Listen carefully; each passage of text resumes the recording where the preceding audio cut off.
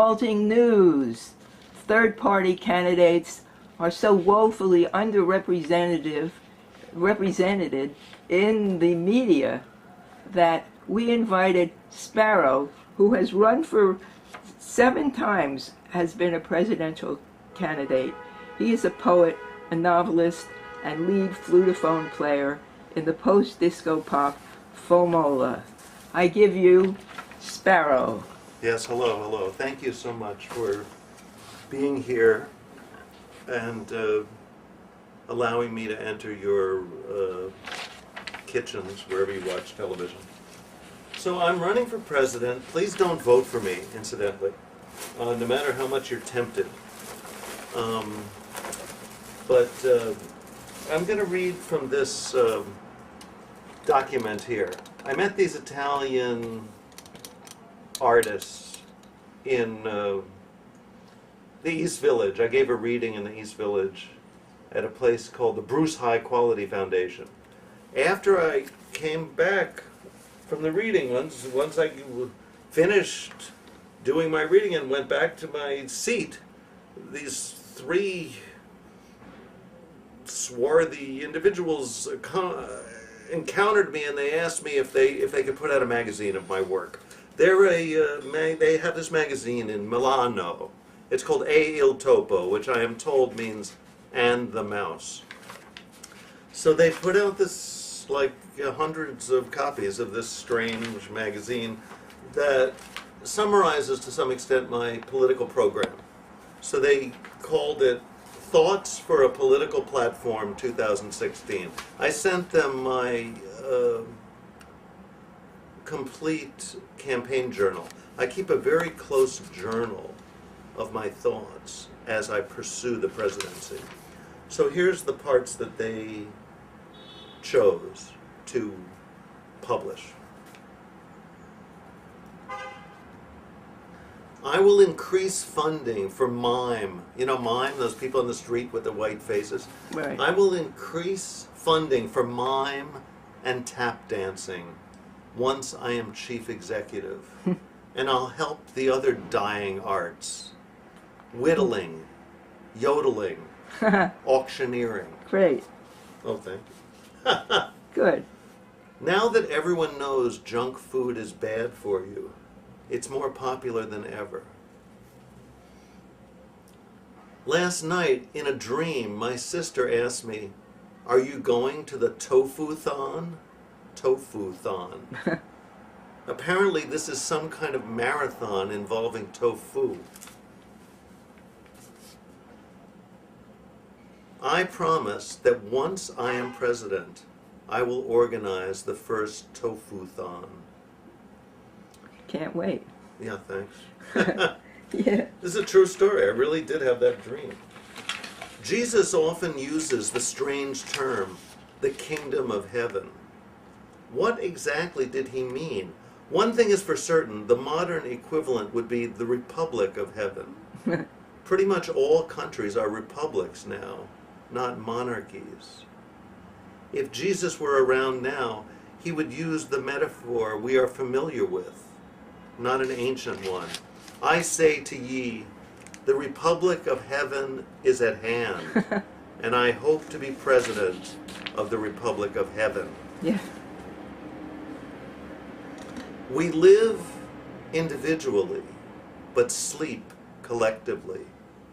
Most of a city sleeps simultaneously, and in our dreams we travel the world, meeting others as equals, working together, sharing pleasures.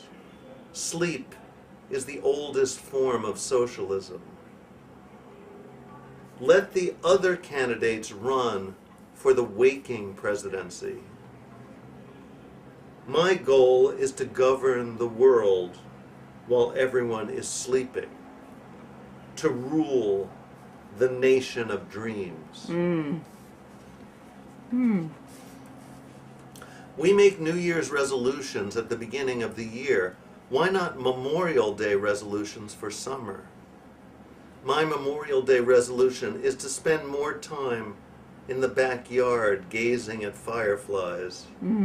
If you ask me, they're more joyous than fireworks. I happen to live in a double-wide trailer at the foot of a mountain in the Catskills, so in my backyard, unlike many people in Manhattan, I have really a large number of fireflies. Haven't seen them in years. Yeah, it's a sad fact of urban life. They used to catch them in jars. Yes, that's right. Me too. According to a 2015 Pew poll, you know Pew, P-E-W, Pew poll, the fastest growing religion in our nation is agnosticism. The religiously unaffiliated, 25%, now outnumber Catholics, 21%, and Protestants, 15%. Do you realize what this means? We now need an atheist version of God Bless America. I suggest the song, May Physics Support American Hypotheses. Where is Al Gore? Divorced, living in a furnished room in downtown Milwaukee, eating in grimy diners, writing on a typewriter a long novel about global warming that will never be published. Al Gore, we need you. Return from your self-imposed exile. Help guide the battered ship of our nations back towards the harbor of mercy. We need your Tennessee-inflected, homespun gentility. A sudden love of Al Gore, I don't know where that came from. Just that I feel so sorry for Al Gore. I mean, doesn't everyone feel sorry for Al Gore? I have no feelings one way or the other. I am in the Port Authority bus terminal waiting for my bus back to Phoenicia. I'm filling up my water bottle when a homeless African-American woman comes up behind me. I'm sorry, I say to her, as the bottle is filling rather slowly. Every time I get here, you're here before me, she replies, chuckling. I look up at her. She doesn't seem insane. She's just mistaken me for another homeless guy. And no wonder, look at me. Even homeless people think I'm homeless.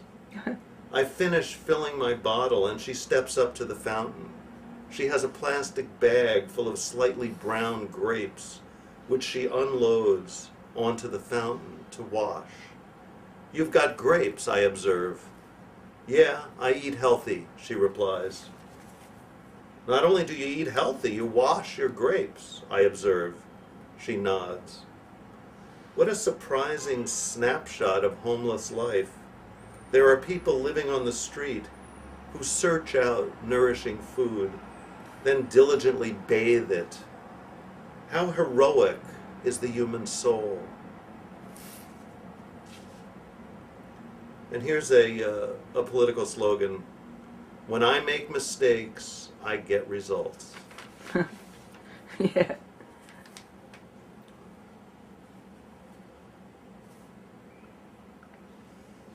Last night I had a dream that I was working for Trump. In fact, in his inner circle. He was just the same as in real life, but more ambitious. In the dream, and perhaps in reality, the Donald had converted to Judaism, and he suddenly realized that he would never be elected president as a Jew. Get me out of being a Jew, he commanded me, and my fellow inner circle members, as I was awakening. This is a true story. I really dreamed, You really dreamed that, that. like Trump said, get me out of being a Jew. It was a lovely phrase. Something I'm trying to do for myself, no doubt why I had that dream. But I'm failing, I'm still a Jew. Which in a way is good. And sort of on this theme I wrote, as someone forced to go through life named after an animal, I can understand why Cat Stevens changed his name to Yusuf Islam. Here's a bumper sticker I wrote. Who will bury the last bee?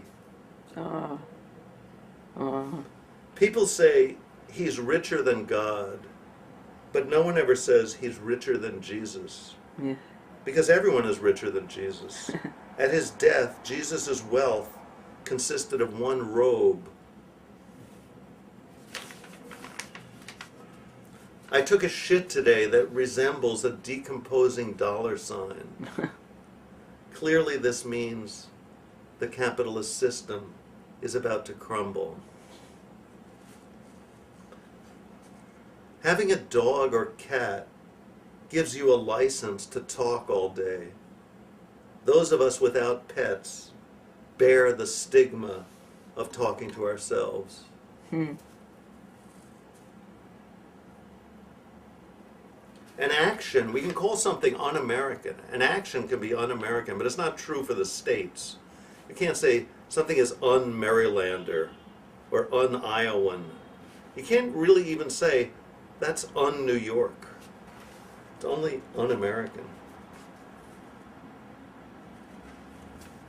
Oh, and here's a poem I wrote in French, but I'll Good. translate it for you just as a Good. favor to you, my watcher. It's called Les Billionnaires. Yeah. Uh-huh. Les billionnaires ont Yeah. pitié pour les millionnaires. And it would mean something like this. Billionaires. Billionaires pity millionaires. Yeah. Well, that pretty much covers my this magazine. Now I'm going to move on to the rest of my journal. Okay. Well, tell us something about your platform. Do Yeah, you my think platform. That, right. Do you think that that marijuana should be a medical option, and should recreational marijuana be legal? Yeah, I'm glad you asked me that question, because I have a poem that more or less addresses that question. But where is the poem? Where is it? Ah, here it isn't. Ah, here it is. It's called Marijuana. Good. In some states, marijuana is a dangerous drug. In others, it's a medicine. Hmm. The same is true of anal sex. There's my answer. Yeah. Glad I solved that problem. Right. You know, it's not easy thinking up answers to all these political queries. Yeah. Should transgender people be allowed to use the bathroom of their choice? Okay, well, I'm glad you asked me that question, because I found this like a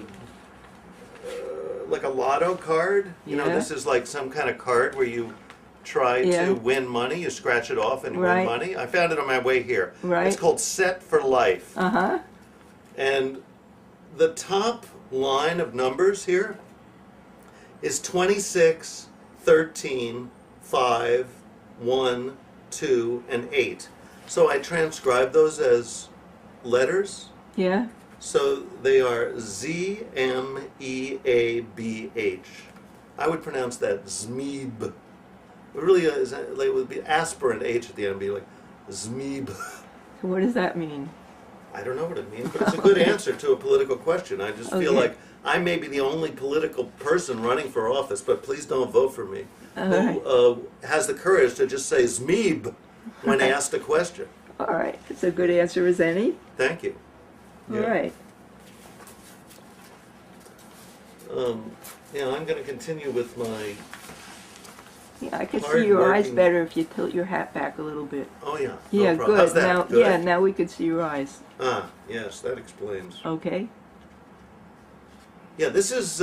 I've been writing a lot of heresies as part of my campaign. Mm-hmm. So this is heresy number 601. Okay. The book of Genesis reveals that once people became ashamed of their nakedness, Yeah. they had to work. You know, in other words, Adam and Eve in the Garden of Eden, they didn't work. No. They didn't do any labor. Uh-huh. But once they were ashamed, once they realized they were naked, covered themselves up, then they were expelled from the garden, and then God says, "In the sweat of thy face shalt thou eat bread, till thou return unto the ground." Thus did God curse Adam and Eve as he banished them from Eden. So the solution is simple. Stop being self-conscious about nudity and you'll no longer have to work. This is heresy number 601. All right. That's a suggestion. This is from September 3rd. I call Washington, Jefferson, Adams, Hamilton, Franklin, the foundling fathers. Not the founding fathers, the foundling fathers. You know, a foundling. Because they are like infants deposited at birth on an orphanage's doorstep. Dispossessed children without parents, forced to create an identity without guidance. The foundling fathers. Mm-hmm. Right. Orphans. Orphans, yeah. We are all descended from orphans, that's the point. This whole country is basically a giant orphanage for people that have been orphaned by history. Is a phrase I like. I'm trying to find my flutophone. I seem to have lost my precious flutophone. Yeah. Let me see if I can somehow relocate it. Yeah, I won't get nervous without my flutophone. Ah, here it is. I found it. Oh, good. Yeah, I think You're I'm gonna going to play a for little us. flutophone. Well, you know, Okay. actually, I have a song I wrote recently, All right. which I think I'm going to now play for you. This event happened that you may have seen on the news. Yeah, here it is. This happened something like October 5th. Yesterday, Trump visited the International Christian Academy in Las Vegas, and one of the tiny children, who looked to be about 4, started chanting over and over, "I'm nervous, I'm nervous, I'm nervous, I'm nervous," as if speaking for all progressives, African Americans, transgendered women, Mexicans, poets, Muslims, avant-garde cellists, and feminists of the world. Today I wrote this song in honor of that anxiety-ridden youth. I'm nervous, I'm nervous, I'm nervous, I'm nervous. I'm nervous, I'm nervous, I'm nervous, I'm nervous, I'm nervous, nervous, I'm nervous.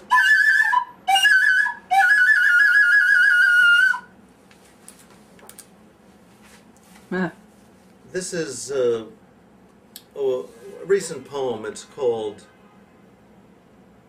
Sunday. My dominatrix left me just enough money to buy my girlfriend a rose. This is a poem called Tuesday. Closely examining 4 sparrows, I see they're identical. To you. To But me, yeah, not and to I each am a other. sparrow myself. Right. Someone wrote me, I think on Facebook or somewhere, wherever I put this poem, the 4 sparrows are you. I am the 4 sparrows because I'm Sparrow. You don't know that if you're in the middle of this TV show. If you tuned in the middle, see, I happen to be named Sparrow for some complicated reason based on something that happened in Gainesville, Florida in 1975. That's why I'm named Sparrow forever. This is a poem called Strange Fact. At certain Walmarts, the managers actually whip their employees. This is one of my greatest poems. It's called Amateur Internet. Start your own internet with a few friends. Poke some holes in a cardboard box. Then write messages and slip them through the holes. Now read each other's messages. Maybe it's not my greatest poem. What do I know? Then I think I'll read you the poem. I had my birthday the other day. I turned 63, as you could probably tell, although I know I look more like I'm about 178. Anyway, but this is a poem called Birthday Poem. I'm learning to cook mustard greens, boiled with yams, to balance bitter and sweet. The wisdom of 63. And I'm going to read this poem because it's kind of, I've been struggling, been wanting to read it since I first got here. And it involves the word cantabile. Cantabile is a musical term marked by a smooth, lyrical, flowing style. So in other words, you tell a violinist to play cantabile. This is a poem called Secret Stash. All right. From my secret stash of words, I took cantabile. All right. This is called Nothing Speaks. You must turn on the TV. You must open a book. You must play a record. Nothing speaks on its own. Except a person. Person, yes, a person. But a person's not a thing. Nothing perhaps means no thing. I'm no expert, but that's a thought. All right. And then these are all poems I wrote in the last 3 weeks. That's why I'm interested in them. I'm interested in everything. I can't really remember before September. This is a poem called The Difference. Superman is stronger, but Batman has a car. And I guess I'll read this. This is one of my political poems. It's called Footnote to My Resume. I was pleased that my FBI file contains 16 of my poems. Yeah. Good. This is called Farewell to Fox. Fox News has taught me everything it can. Xenophobia, the love of blondes, fear of tornadoes. I'm turning it off. Fear of tornadoes, just today, I think they're like, I was like walking down the street thinking, my God, they've alienated us from wind and rain. This fucking media that I'm now a part of from being on TV. They've made everyone terrified of the fact that air moves, that like large sections of air start sweeping down and with a bunch of rain. They've made it into a kind of toxic terror. But, you know, if there was not wind and rain, there would be no life. Right. I think Frederick Douglass said something like that. This is called Treasonous Art Project number 6. Treasonous Art Project. In other words, this is an art project you can do if you want to commit treason. So, you know, think it over to yourself. You're sitting here alone with your TV set, you're watching me. I'm telling you to commit treason. You decide whether you want to do it or not. I'm not your boss. I'm not the boss of you. Treasonous Art Project number 6. It's in 2 parts. 1, go to the Mexican embassy.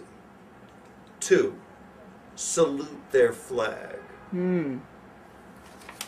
Okay, we got 23 minutes. Can you tell us more about your presidential campaign and my presidential campaign? Yeah, I do want to tell you something about it if I can find. And what it would be like if you were president. Well, you know, I do have like one idea.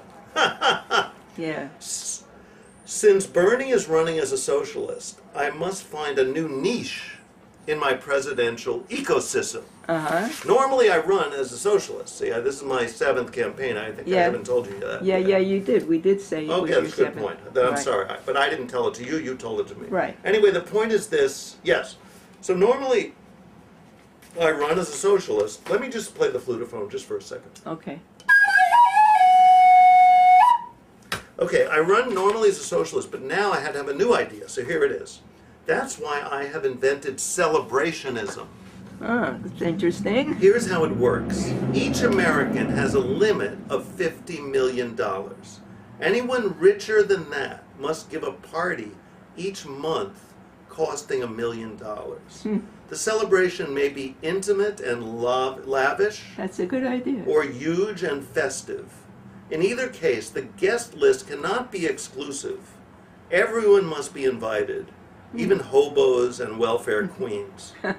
Attendees will be chosen by lottery or first come, first served. Celebrationism is like socialism, but much more fun. It solves the problem of socialism. Very good. The socialism is dreary. Right. You know, I like socialism. I consider myself a socialist, and I like dreariness, but not everyone likes dreariness. for those of you that think nobody should have more than $50 million, which seems to me a lot of money. But wants to have a little party every puts the 3 party days. in the party. And It's the party. Yeah, right. Yeah. Anyway, I gotta tell you, or my brother-in-law will murder me, about my new app. Okay. Here it is. 3 more minutes, yeah? Yeah. All right. So it's an app.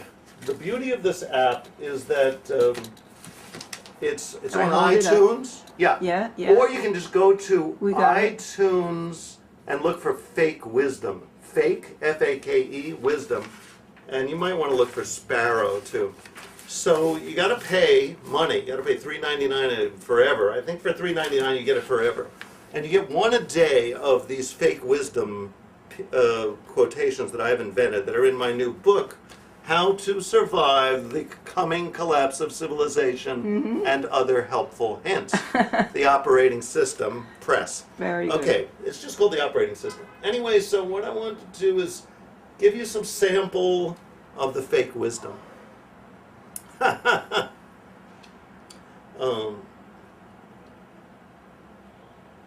It's unfortunate to live in a world with no heroes, only superheroes.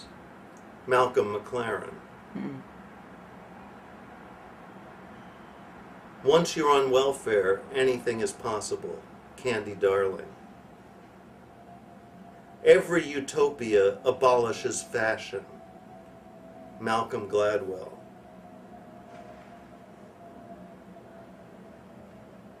That's interesting. Yeah. Life is one long penmanship lesson. Richard Strachey. Science is a type of alchemy that for some unknown reason actually works. John Maynard Keynes. Sinatra never sang off stage. Sammy Davis Jr. So I wrote all these. Did I explain That's very that? good. I Yeah, forget. you did. You did. Okay, good, yeah. It's difficult to tap dance sadly. Savion Glover. At one time, most intellectuals were communists. Nowadays, they are basketball fans. Nelson W. Aldrich, Jr. Okay, time for 2 more maybe. Technically, a shirt is a bag with 3 extra holes. Bill Blass. Alcoholism is not a disease, it's an ease. Okay. John Peter Toohey. Oh, thank you. Thank you. Don't vote for me. Thank you. Thank Okay. you, my fellow